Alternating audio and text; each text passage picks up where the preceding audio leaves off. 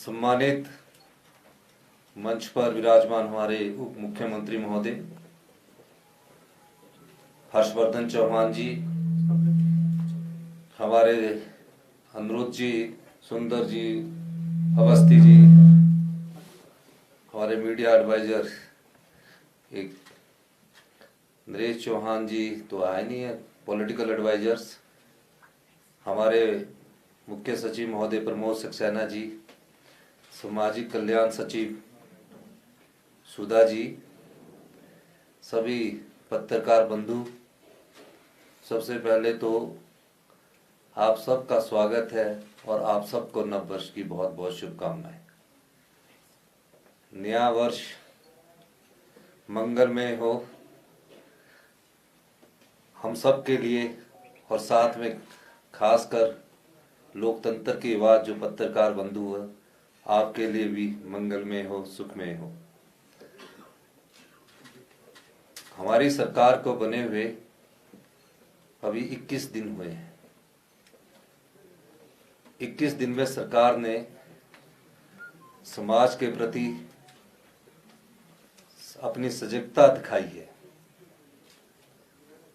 और कुछ फैसले हमने जो लगता था कि हिमाचल की जनता को के संदर्भ में करने चाहिए थे, हमने उन फैसलों को किया है। कई प्रकार की चर्चाएं होती हैं और चर्चाओं का विचार हमेशा गर्म रहता है, लेकिन मैं कुछ बातें आपके सामने कहना चाहूँगा। आप जानते हैं मुख्यमंत्री की शपथ लेने के बाद मैं सबसे पहले सचिवालय ने गया और मैं उस बालिका आश्रम में गया। बालिका आश्रम अच्छा से चल रहा था, लेकिन मैं जब उन बालिका आश्रम में पहुंचा, मैंने एक चीज का अनुभव किया। उन बच्चों से मैंने सीखा, क्योंकि बच्चे भी आपको सिखाते हैं, और वो बच्चे जिनका इस समाज में कोई नहीं है, वो बेटियां जो हमारे समाज में अपने माता पिता को छोड़ चुकी है, किस प्रकार से जीवन जी रही है, मुझे उनसे सीखने का मौका मिला। फिर उसके बाद मैं सरकार की जो बनाई योजनाओं के द्वारा कार्यक्रम थे मुशोबरा में भी गया, वहां भी हमने सब कुछ देखा और एक भावना जो उनकी मैंने महसूस की, उस भावना को मैंने पाया कि इन बच्चों की जो भावना है, उस भावना को सम्मान कैसे दिया जाए। महिलाओं से भी मिला, बुजुर्ग जो थे उनसे भी मिला, और जो बच्चे डम एंड डफ की कैटेगरी में आते हैं उनसे मिल तो नहीं सका, लेकिन उनकी वस्तुस्थिति को मैंने जाना। और 21 दिन के बाद हमारी सरकार ने फैसला किया कि इनकी माता भी सरकार है, इनकी पिता भी सरकार है। जिस प्रकार हम अपने परिवार में ऐसे बच्चों का ख्याल रखते हैं कि अब हमारा अपना बेटा है, हमारी अपनी बेटी है, उसी प्रकार इन बच्चों के लिए सरकार का ये अपना बेटा है और सरकार की अपनी बेटी है। इस दृष्टिकोण से मैंने विभाग के अधिकारियों से चर्चा की। चर्चा करने के बाद पहली बैठक में हमारा ये फैसला हुआ कि इन बच्चों के जिनके कोई भी सहारा नहीं है, सरकार माता है, सरकार पिता है, इसके लिए एक योजना एंड टू एंड लाई जाए। काम हुआ और मैं धन्यवाद देना चाहूंगा सामाजिक कल्याण विभाग को कि 20 दिन के अंदर एक ऐसी योजना आपके सामने लेकर आए हैं जहां आप भी गौरव महसूस करेंगे। और इसका सारा श्रेय मैं अपने अधिकारियों को, विधायक दल के सभी लोगों को देना चाहूँगा कि उन सब ने भी इसमें अपना योगदान दिया। और कुछ तो हमारे पत्रकार बंधु भी थे जिन्होंने इस योजना के बारे में हमें बताया। और आज जब नव वर्ष की शुरुआत का पहला दिन है, सुबह ही मैंने, क्योंकि रात को ही हमारे चीफ सेक्रेटरी साहब प्रमोद सक्सेना जी की नियुक्ति हुई है 11-12 बजे, और आज सुबह से ही हमने इनसे बात की, सुबह से ही कार्य में अपने जुड़े, इनसे मैंने अनुरोध भी किया और डायरेक्शन भी दी। सबका एक मत था, नहीं, हम एक ऐसी योजना लाए जो सभी बंधनों से दूर हो, कोई सरकारी बंधन उसमें ना हो। सरकारी बंधन का मतलब है कि ऐसे बच्चे किसी सरकागजी कार्रवाई से ना जाए। इस दृष्टिकोण एक फैसला किया गया कि हमारी सरकार हिमाचल प्रदेश में जो अनाथ आश्रम में पढ़ने वाले बेसहारा बच्चे तो है ही, हिमाचल प्रदेश में जो भी बच्चे हैं या जो भी यौवन पीढ़ी में युवा जीवन में आ चुके हैं, उनके लिए एक योजना लेकर आई है। कुछ तो आश्रमों में पलते हैं, कुछ को परिवार गोद ले लेते हैं, कुछ अपने रिश्तेदारों के पास रह जाते हैं। पूरे हिमाचल प्रदेश में एक जो अंदाजा लगाया जा सकता है 6,000 के करीब बच्चे होंगे। अब 6,000 के बच्चे कई पढ़ने लिखने में अच्छे होते हैं, 12वीं तक तो हम उनका खर्चा देते थे, +2 के बाद जब वो आगे पढ़ना जानते थे तो भी उनको खर्चे में वो पूरी चीज हम नहीं दे पाते थे। हमने फैसला किया पूरे हिमाचल के जो भी 6,000 बच्चे हैं, किसी के रिश्तेदार के घर में रह रहे हैं या किसी ने गोद लेकर उनको पालने की कोशिश की है, या कोई बच्चे बड़े हो गए हैं लेकिन अपना घर का संचालन खुद ही कर रहे हैं पर है अनाथ, उस दृष्टिकोण से हमने कहा कि जो बच्चा पढ़ना चाहता है, चाहे वो इंजीनियरिंग कॉलेज में पढ़ना चाहता है, चाहे वो मेडिकल कॉलेज में पढ़ना चाहता है, चाहे वो पॉलिटेक्निकल कॉलेज में पढ़ना चाहता है, चाहे IIT में निकल जाता है, IIM में निकल जाता है, किसी भी बड़े इंस्टीट्यूशन में निकलता है, उसके मन में ये कंठा नहीं रहनी चाहिए कि मैं पढ़ लिख कर मुझे इस संस्थान में इसलिए एडमिशन नहीं मिल पाया कि मेरे पास उसकी फीस देने के लिए पैसे नहीं थी। इस कुंठा को समझते हुए हमारी सरकार ने फैसला किया है कि जो भी बच्चा अपने जीवन काल में मेडिकल कॉलेज में, नर्सिंग में, पैरामेडिकल में, जिस भी शिक्षा संस्थान में कोई छूट भी गया होगा, जो उसकी पढ़ाई से संबंधित होगा, जो उसके जीवन जीने के साधन से संबंधित कोर्स होगा, कोई भी ऐसा कोर्स, उस कोर्स के लिए हमारी सरकार उसको जैसे अपने बेटे को देते हैं, अपने बेटे को हम बोलते हैं कि अच्छी पढ़ाई करनी है, अपनी बेटी को बोलते हैं कि उसको ट्यूशन भी लगानी है, ये सारी व्यवस्था जो एक परिवार में एक बेटे को हम जिस रूप में देते हैं, हमारे विधायक, हमारे जो मुकेश अग्निहोत्री जी, हम जो लोग हम जो अपनी बेटी को देते हैं, किसी प्रकार की किसी भी सुविधा से उसको वंचित नहीं किया जाएगा। यानी कि उसे जेब खर्च के लिए भी वैसे ही पैसे मिलेंगे जैसे वो अपने को चाहते हैं। इसी प्रकार अगर उसने कभी घूमने के लिए जाना है तो वो ये ना ताके कि वो किसी के निर्भर है, सरकार उसकी माता है, सरकार हम उसको वो जेब खर्च तक कभी देंगे, उसको कभी ये महसूस नहीं होने देंगे कि उसकी कोई कमी है उसमें, उसका परिवार हिमाचल प्रदेश सरकार होगी।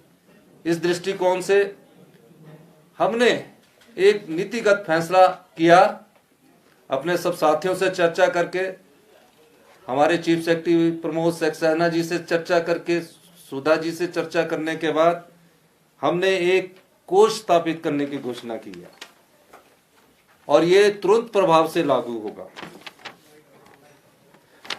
इसमें सभी बच्चों को सुख प्रदान हो, कोई उनको ऐसी महसूस ना हो कि हमारे माता पिता इस जीवन में नहीं रहे और हम दुखी मन है,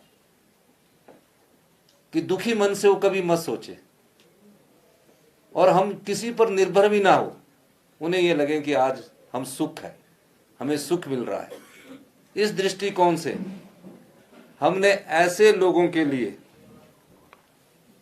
मुख्यमंत्री सुखाश्रय सहायता कोष स्थापित करने की घोषणा की है। इसमें 101 करोड़ रुपया उन बच्चों के लिए आज से तुरंत प्रभाव से लागू हो जाएगा। 101 करोड़ रुपया ये कोष होगा, ये एफडी होगी। उनके जीवन जीने के लिए जो भी जरूरत होगी उसको जीने के लिए ये कोष 2023 में शुरू किया जाता है और ये तुरंत प्रभाव से लागू हो गया। मैं सभी पत्रकार बंधुओं से भी ये कहूंगा कि कोई बच्चा आपकी नजर में भी आए जो अभी पढ़ना चाहता है, हम उनको सहायता करते हैं। 5,000 दे दिया, 10,000 दे दिया, हम उसके भाव को खरीदने की कोशिश करते हैं, दया भाव को हम करने की कोशिश करते हैं। इस दृष्टिकोण से मुश्किल था 101 करोड़ रुपया निकालना, लेकिन जब मेरी चीफ सेक्रेटरी साहब से बात हुई तो इन्होंने कहा कुछ कंपनियों से हम CSR से लेंगे, कुछ हम लोग भी उसमें कंट्रीब्यूशन करेंगे। पहले कंट्रीब्यूशन में हमारे जितने भी MLA हैं वो जितनी उनकी क्षमता है, लेकिन सभी MLA जो कांग्रेस के हैं, मैं धन्यवाद देना चाहूंगा सभी MLA का कि हमारी उनसे बातचीत हुई। ये भी अपनी इस सरकार की पहली पे का 1 लाख रुपया उस कोष में दान करेंगे। तो इस संदर्भ में भी मैं इनका भी धन्यवाद करना चाहूंगा कि MLA ने, हमारे जितने भी MLA हैं, 40 MLA हैं, भारतीय जनता पार्टी के MLA से भी मैं अनुरोध करूंगा, हमारे पास तो थोड़ा अमाउंट है लेकिन सरकार की तरफ से 101 करोड़ 100 प्लस 101 करोड़ रुपए का ये कोष स्थापित किया है। ये सिर्फ उन बच्चों के लिए हमारी पहली योजना है और इसकी और विस्तृत जानकारी, इसके साथ और भी एकल नारी है, यही बच्चे नहीं है। एकल नारी में कोई बेटी हमारी 22-24 साल के बाद भी विधवा हो जाती है, पढ़ना चाहती है, पढ़ाई करना चाहती है, उसको भी पूरा मिलेगा। और इस योजना में जब तक उसको हम जब तक उस बेटी की शादी नहीं हो जाती, शादी का खर्चा भी हमारी सामाजिक कल्याण विभाग उस समय की परिस्थितियों के हिसाब से उठाएंगे। तो ये हमने एक योजना आपके नाम आपको आज उन बच्चों के लिए 2023 के इस नव वर्ष में उनको हमारी तरफ से एक तोहफा है। अब हिमाचल में वो ये भाव नहीं रखेंगे जो भी बच्चे हैं कि उनके पास माता नहीं है, पिता नहीं है, सरकार उनकी माता भी है, सरकार उनकी पिता भी है। वो बच्चे अब किसी की दया भावना पर नहीं टिकेंगे, उनकी भावनाओं का सम्मान करना हमारा सरकार का पहला दायित्व है।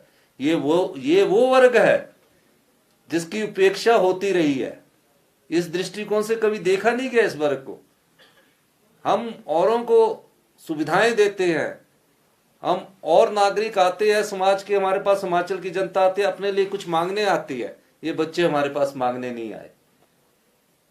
इन बच्चों ने हमेशा सहा है, अब इनके सहाने के दिन दूर हुए हैं। इस मुख्यमंत्री सुखाश्रय सहायता कोष से 101 लाख करोड़ की 100 करोड़ प्लस 101 करोड़ रुपए की राशि तुरंत प्रभाव से जारी की जाती है। और आप पत्रकार बंधुओं से भी मेरा अनुरोध रहेगा, आपके ध्यान में जब भी आए, सामाजिक कल्याण विभाग इसकी नोडल एजेंसी है, हर जगह इनके डायरेक्शन होंगे, क्योंकि एकदम ये योजना आई है तो इसके लिए अभी थोड़ा टाइम लगेगा उनको विभाग में भेजने का। लेकिन आपके ध्यान में कोई बच्चा ऐसा है कि जो मेडिकल कॉलेज में है, इंजीनियरिंग कॉलेज में है, कहीं और सिलेक्ट हो चुका है, आप हमारी सेक्रेटरी से सीधा संपर्क कर सकते हैं। ये पैसा उनको सीधा उनके अकाउंट में जाएगा और उसके जेब खर्च, जैसे हॉस्टल में रहता है ना बच्चा, हमने हॉस्टल का लैब भी देखा, तो वो देखता ना रहे कि किसी के पास मेरे पास पैसे, तो उसके लिए भी एक हम पैसा, उसको जेब खर्च का पैसा भी हम उसको देंगे। इस नव वर्ष में ये हम अपने बच्चों के लिए लाए हैं, अपने उन बच्चों के लिए भी जो अनाथ आश्रम में ना पढ़कर किसी के घर में रह रहे हैं, वो सब लोग इसी योजना से प्रभावित होंगे। और समाज का जो वर्ग अछूता रह गया है, हमारी सरकार की प्राथमिकता उसमें पहली है। इसी संदर्भ में मैं सभी लोगों का, आप पत्रकार बंधुओं का भी धन्यवाद करता हूं। जय हिंद, जय भारत।